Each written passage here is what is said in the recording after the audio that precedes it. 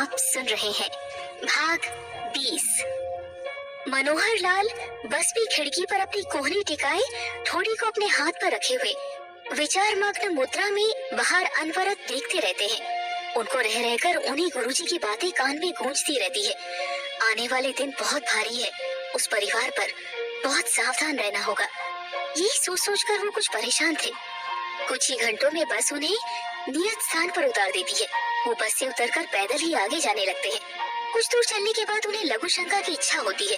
वो वही झाड़ियों में स्थान ढूंढकर जैसे ही आगे बढ़ते हैं, उन्हें ख्याल आता है कि गुरुजी ने कहा था कि पवित्रता और शुद्धता का बहुत ध्यान रखना होगा।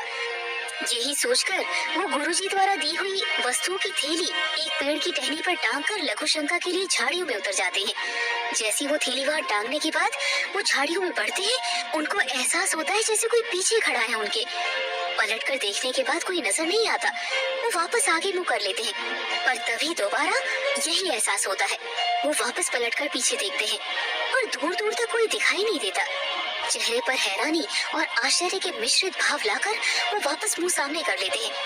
लघु शंका से निवृत्त होने के बाद मनोहर लाल जैसे ही पीछे घूमते हैं, सामने का नजारा देखकर वो घबराकर झाड़ियों में गिर जाते हैं। सामने काले धुएं की मानवीय आकृति, जिसमें से दो आंखें चमकती हुई उनकी तरफ ही घूर रही थी। वो घबराहट में आसपास देखने लगते हैं। जैसे उनकी नजर वापस सामने पड़ती है तो अब वहाँ कोई नहीं था।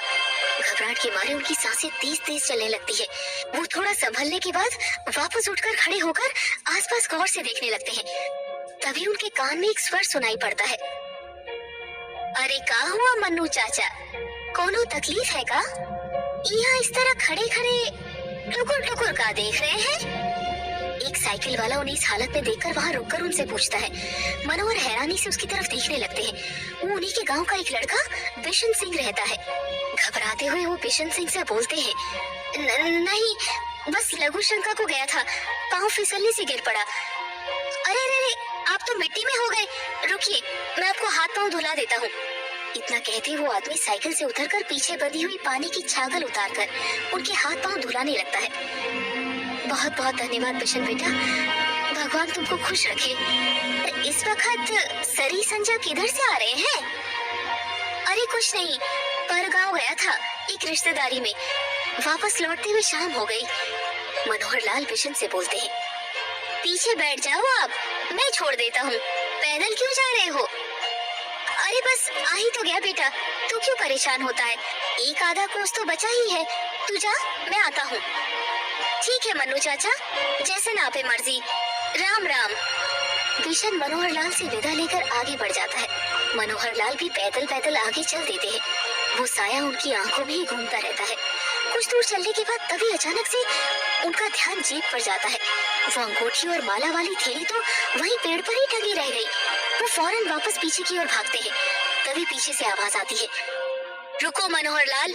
आवाज सुनते ही उनके पांव यकायक रुक जाते हैं। पीछे पलटते हुए, कौन है? डरते डरते उनकी आवाज हलक में ही अटक जाती है। वो आसपास सभी जगह नजर दौड़ाकर देखने लगते हैं, पर कोई नहीं दिखता। उनकी घबराहट और बढ़ जाती है। वो जल्दी जल्दी उस पेड़ की तरफ जाने लगते हैं। सूखे पत्तों पर उनके कदम पड़ते ही चरचर की आवाज आने लगती है। वो बस उस पेड़ के पास जल्दी पहुंचना चाहते हैं। तभी वातावरण में किसी स्त्री के अजीब ढंग से हंसने की आवाज गूंजने लगती है।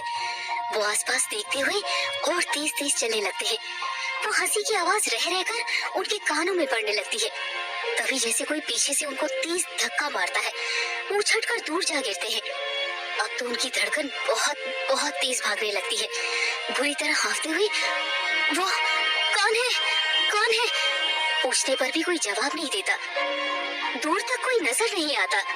आसमान में पक्षियों का झुंड करलव करते हुए अपने अपने घोंसलों की तरफ लौटने लगता है। कुहू कुहू, पीहू पीहू की कोयल और पपीहे की आवाज दूर पेड़ों से सुनाई देती है। आसमान में अब हल्का हल्का अंधकार छाने लगता है। जंगलों में शाम के समय में ये जीव जंतुओं की आवाज सामान्यतः आती है। उन्हें छोड़कर कोई और आवाज नहीं थी। बाकी का पूरा वातावरण जैसे शांत था। वो खुद को थोड़ा संभालते हुए आगे उस पेड़ की तरफ बढ़ने लगते हैं। उनकी पीठ में तेज पीड़ा उभरने लगती है, जो शायद उसी धक्के की वजह से हुई थी।